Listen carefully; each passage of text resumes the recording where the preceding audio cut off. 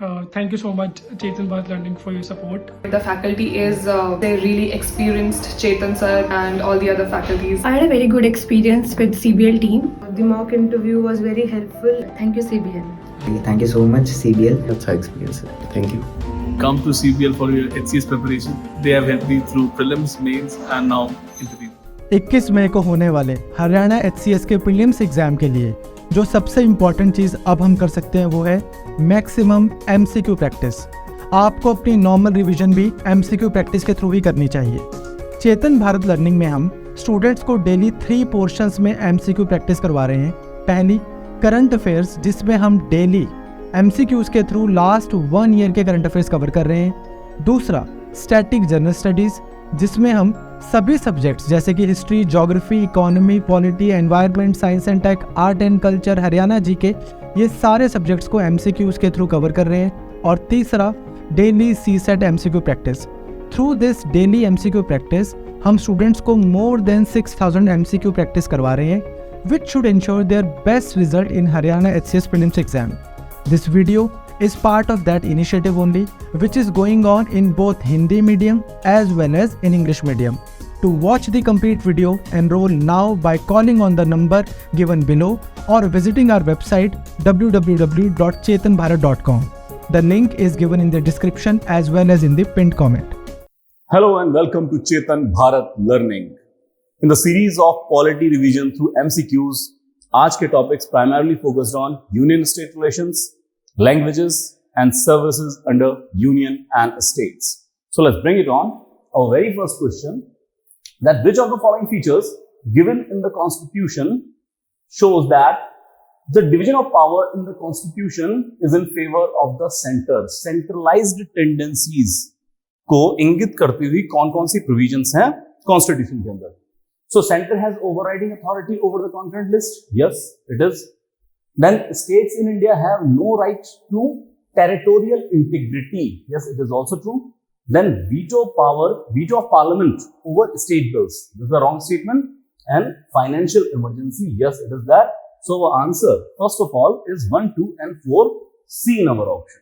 और जहां तक स्टेटमेंट का सवाल है तो हम जानते हैं कि अंडर आर्टिकल 254 ये प्रोवाइड किया गया है कि अगर कॉन्करेंट लिस्ट के किसी टॉपिक के ऊपर सेंटर और स्टेट, पार्लियामेंट और स्टेट लेजिस्लेचर दोनों ही लॉ बना दें तो पार्लियामेंट का लॉ प्रिवेल करेगा, स्टेट के लॉ को कॉम्प्रोमाइज करना होगा up to the repugnancy, up to the contradictions. Second statement, territorial integrity नहीं है स्टेट्स की, तो हम जानते हैं पार्ट 1 में जो आर्टिकल 3 दिया गया है, एग्जिस्टिंग स्टेट की टेरिटरी को कम कर देना, बढ़ा देना, ऑल्टर कर देना, यहाँ तक कि नाम भी बदल देना, और ये शक्तियां पार्लियामेंट के पास हैं, स्टेट की कोई बाइंडिंग से इसके अंदर नहीं है। बट तीसरी स्टेटमेंट में देखें, veto of parliament over state bills, तो याद रखें पार्लियामेंट वीटो नहीं कर सकता। हाँ, आर्टिकल 200 में स्टेट के बिल को गवर्नर रिजर्व कर सकते हैं फॉर प्रेसिडेंशियल असेंट, तो हो सकता है प्रेसिडेंट अपनी वीटो इस्तेमाल करें स्टेट बिल के ऊपर। अगर यहाँ प्रेसिडेंट लिखा होता तब ये स्टेटमेंट ठीक होती, लेकिन यहाँ पे लिखा है veto of parliament over state bill, तो पार्लियामेंट की कोई ऐसी वीटो नहीं है स्टेट बिल के ऊपर। दैट्स व्हाई तीसरी ऑप्शन हमारी गलत है। और फाइनेंशियल इमरजेंसी, तो हम जानते हैं कि फाइनेंशियल इमरजेंसी में ज्यादा पावर्स हो जाती हैं सेंटर के पास, यहां तक कि प्रेसिडेंट सारे गवर्नर्स को ताकीद कर सकते हैं कि स्टेट के सारे मनी और फाइनेंशियल बिल को कंपल्सरीली रिजर्व किया जाए प्रेसिडेंशियल असेंट के लिए। तो पहली, दूसरी और चौथी स्टेटमेंट सेंटर को ज्यादा पावर देती है स्टेट के मुकाबले, और ये कंसंट्रेशन ऑफ पावर की तरफ इशारा है। Now we move to which of the following circumstances can the parliament legislate on the subject in the state list? तो कौन कौन सी कंडीशन में पार्लियामेंट स्टेट लिस्ट के ऊपर एनक्रोच कर सकता है, स्टेट लिस्ट के टॉपिक पे लॉ बना सकता है? We come to when Rajya Sabha passes a resolution to that effect. Yes, it is there. Then in the financial emergency and third president rule. तो याद रखिए पहली ऑप्शन करेक्ट है, तीसरी ऑप्शन करेक्ट है। फाइनेंशियल इमरजेंसी में डायरेक्टिव्स आ सकते हैं सेंटर से स्टेट की तरफ कि आपको फाइनेंशियल प्रॉपर्टी के ये प्रिंसिपल्स फॉलो करने हैं, और जैसे थोड़ी देर पहले कहा कि स्टेट के बिल को रिजर्व कर सकता है, गवर्नर के द्वारा रिजर्व कराया जा सकता है स्टेट के बिल्स को, लेकिन पार्लियामेंट खुद फाइनेंशियल इमरजेंसी में स्टेट टॉपिक के ऊपर लॉ नहीं बना सकती है। So financial emergency is wrong.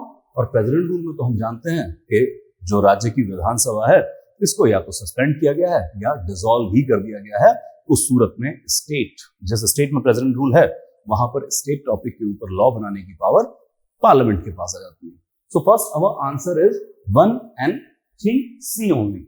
इसी के साथ यह भी जान ले कि कुल 5 ऐसी सिचुएशन है कॉन्स्टिट्यूशन के अंदर जब parliament is empowered to make law on state list.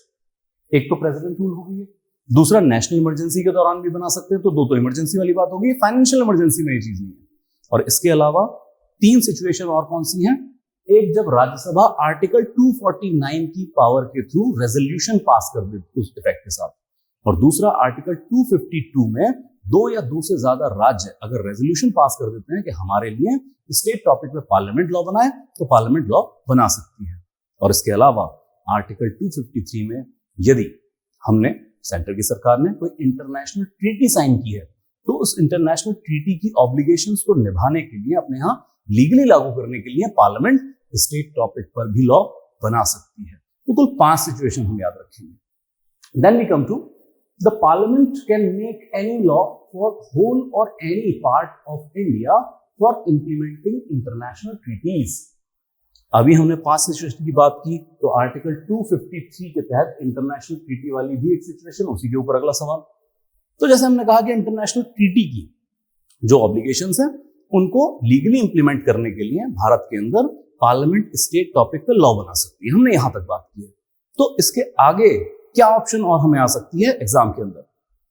तो क्या प्रोसीजर होगा लॉ बनाने के लिए 253 के through? With consent of the all state, with consent of the majority of state, with consent of the state concerned, and without the consent of any state. तो याद रखेंगे बी ऑप्शन इज करेक्ट। अगर international treaty sign की है और उसकी obligation को legally implement करना है इंडिया के अंदर और स्टेट टॉपिक पे लॉ बनाना है पार्लियामेंट को, तो किसी से पूछने की जरूरत नहीं है, ना राज्यसभा का रेजोल्यूशन, ना किसी स्टेट का रेजोल्यूशन। पार्लियामेंट इंटरनेशनल ट्रीटी के लिए आर्टिकल 253 में पर से एम्पावर्ड है कि आप लॉ बना सकते हैं स्टेट टॉपिक के ऊपर भी। So our answer is D. Now we come, the Constitution empowers the Parliament to make laws on any matter enumerated in the state list under which of the following extraordinary circumstances. तो बार बार हम उसी चीज के ऊपर बात कर रहे हैं कि कब पार्लियामेंट स्टेट टॉपिक के ऊपर भी इंक्रोच कर सकता है। अब किस तरह से क्वेश्चन फॉर्म आउट किया गया कि किस सूरत में बनाएगा पार्लियामेंट, कौन से ऐसे एक्स्ट्राऑर्डिनरी सर्कमस्टांसेस, जिन 5 एक्स्ट्राऑर्डिनरी सर्कमस्टांस की हमने अभी बात की थी। When states make a request to implement international agreement, when Rajya Sabha passes a resolution to that effect, a president order in extraordinary gazette of India. पहली बात तो extraordinary gazette of India और president order ऐसा कुछ है ही नहीं, तो 4th option नहीं है। बाकी की 3 ऑप्शन देखें तो जो पहली बात हम कर रहे हैं, when states make a request, article 252 की प्रोविजन है, टू इंप्लीमेंट इंटरनेशनल एग्रीमेंट 253 की प्रोविजन है, और राज्यसभा के रेजोल्यूशन 249 आर्टिकल की प्रोविजन है। Our answer will be 1, 2 and 3 B in this case. Then we come, if the Rajya Sabha declares that it is necessary in the national interest that Parliament should make laws on a matter in state list, then Parliament becomes competent to make laws on that matter. Such resolution must be supported by which majority? अगर राज्यसभा ने 249 में resolution pass करना है कि parliament को power देनी है state topic के ऊपर लॉ बनाने के लिए, तो राज्यसभा कौन सी मेजॉरिटी से ये रेजोल्यूशन पास करेगा? It comes to 2/3 members present and voting, second 2/3 member present and voting, and majority of the membership of the house, then simple majority of the house, then majority of the membership of the house. So must remember that 2/3 members present and voting, that's it. मतलब 368 वाली special majority नहीं है, सिर्फ 2/3 majority present and voting से resolution pass हो जाएगा तो parliament को पावर मिल जाएगी कि वो स्टेट टॉपिक के ऊपर लॉ बना सकते हैं। ये अलग बात कि राज्यसभा के ये रेजोल्यूशन का एक लिमिटेड टाइम पीरियड होता है, वो होता है 1 साल। उस 1 साल में लॉ बनाना होगा, अदरवाइज ये रेजोल्यूशन एक्सपायर हो जाएगा। सो 2/3 प्रेजेंट एंड वोटिंग हम याद रखेंगे। Then in case of conflict between the central law and state law on a subject enumerated in concurrent list, which of the following is possible? हमने article 254 की बात की थी, उसकी थोड़ी डिटेलिंग और देख लेते हैं। Central law prevails over the state law, point 1। जब भी कॉन्करेंट लिस्ट के ऊपर टॉपिक बनाते हैं तो क्या क्या पॉसिबल है? दूसरा, state law prevails if it has received the presidential assent. दूसरा, state law prevails of governors of two or more state approve the same legislation. So remember 254 article को समझ लेते हैं। एक तो अगर पार्लियामेंट ने कॉन्करेंट टॉपिक के ऊपर लॉ बनाया है और उसी टॉपिक के ऊपर स्टेट ने भी लॉ बना रखा है, तो एक ही टॉपिक के ऊपर सेंटर और स्टेट दोनों का लॉ आ गया। इस सूरत में स्टेट लॉ को कॉम्प्रोमाइज करना होता है up to the repugnancy, up to the contradiction. और इसी के साथ पहली ऑप्शन क्लियर हो जाएगी कि सेंट्रल लॉ प्रिवेल करेगा स्टेट लॉ के ऊपर, तो पहली ऑप्शन ठीक है। और दूसरी सिचुएशन ये है कि इसी कॉन्करेंट लिस्ट में अगर किसी टॉपिक पे दोनों सेंटर और स्टेट लॉ बना दें, तो अगर स्टेट का लॉ प्रेसिडेंशियल असेंट ले लेता है अपने बिल के लिए, तो फिर उस सूरत में स्टेट का लॉ प्रिवेल करेगा सेंट्रल लॉ के ऊपर। हम कॉन्करेंट लिस्ट की बात कर रहे हैं, तो सेकंड ऑप्शन भी करेक्ट है। बट ये तीसरी ऑप्शन, गवर्नर्स ऑफ स्टेट के पास, दो या दो से ज्यादा गवर्नर जो स्टेट के हैं उनके पास ऐसी कोई पावर नहीं है। अपना आंसर होगा 1 and 2 only. Now we move to the central government can assign any function to the state. Executive capacity में स्टेट को कोई फंक्शन सेंटर दे सकता है on the directive of president, on the recommendation of parliament, any time wishes to do so, और with consent of state government. So our answer is B. मतलब याद रखें, एग्जीक्यूटिव कैपेसिटी में अगर सेंटर कोई काम स्टेट को दे रहा है तो कंसेंट ऑफ गवर्नर की जरूरत होती है। कंसेंट ऑफ गवर्नर से स्टेट मशीनरी का यूज किया जा सकता है फॉर सेंट्रल पर्पसेस।